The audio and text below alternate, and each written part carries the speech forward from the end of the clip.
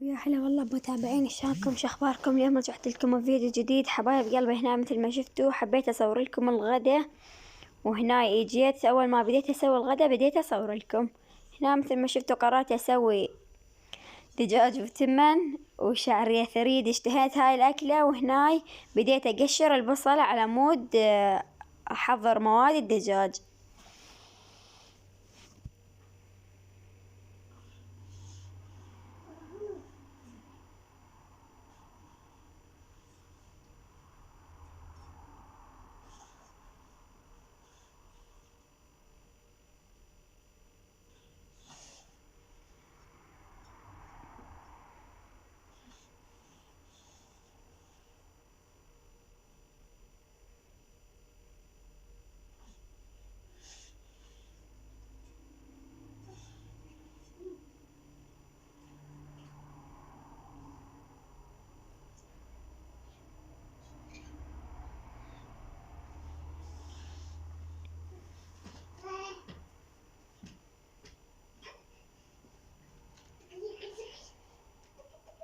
وهنا أنا هاي البصلاية الثانية هم بديت دا اثرم بيها.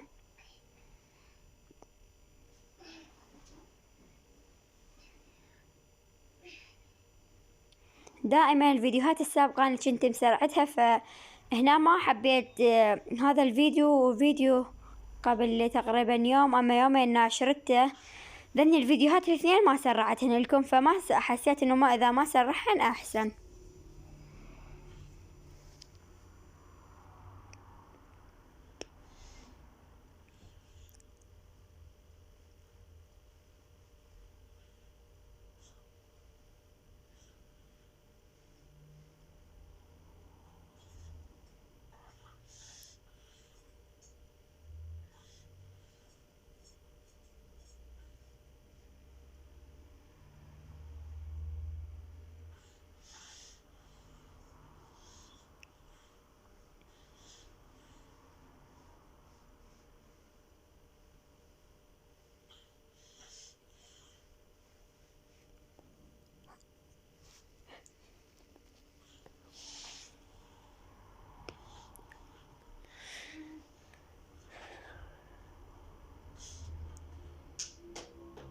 وهنا البصل جاهز عندي، وجيت نقعت الدجاجة، غسلتها ونقعتها.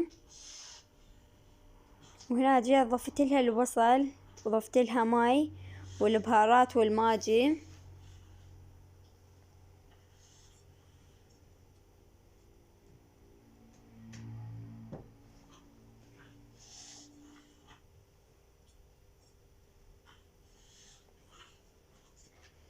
وهنا عرفت اللحم يفور، وجيت هنا على التمن على التهدير فصورت لكم اياه.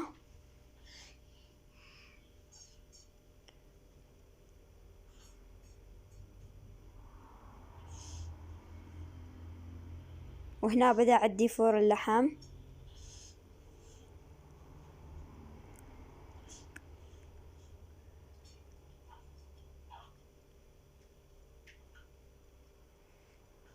وهنا اجيت كنت اريد اسوي شعرية، جيت خليت الدهن حمى، وبديت خليت الشعرية وبديت احمس بيها.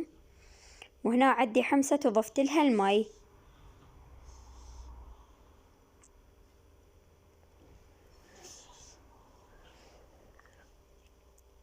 وهنا هذا شو اسمه هناك ينسلق عفوا الدجاج انسلق. وهنا اجيت دا احمسه، ضفت له نومي بصل مطحون واتركه يحمس.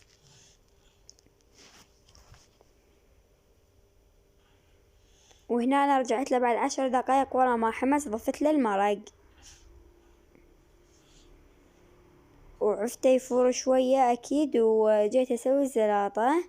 وهناك عندي التمن استوى الاكل عندي جهز، وبديت هنا جاي اصب.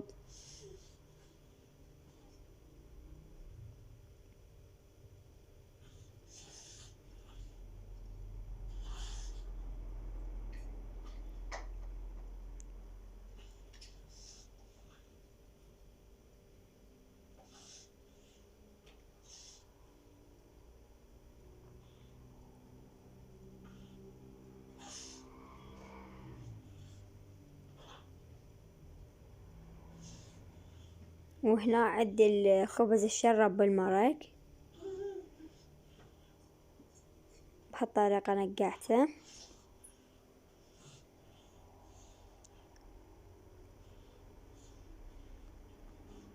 وبديت أصب التمن.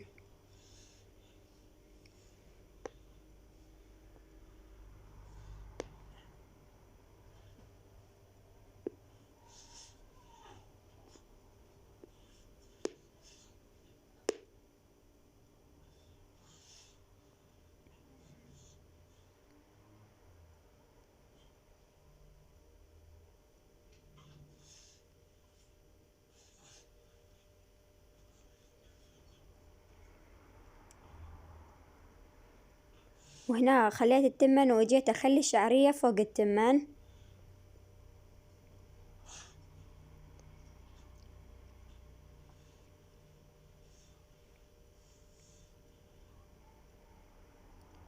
وهنا أنا بديت أكيد أوزع، هسه راح أوزع قطع اللحم.